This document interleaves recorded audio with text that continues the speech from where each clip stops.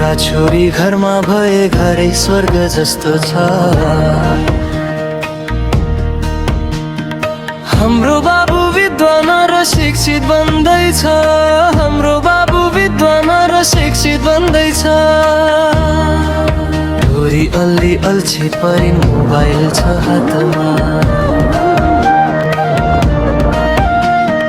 किन हुन्थ्यो किताब त पढ्ने हातमा, किन हुन्थ्यो किताब त पढ्ने हातमा। घरका बाजे ऊपर ठ्याक सोफामा, न त पिर न त मर्का छैन दिमागमा, न त पिर न त मर्का छैन दिमागमा।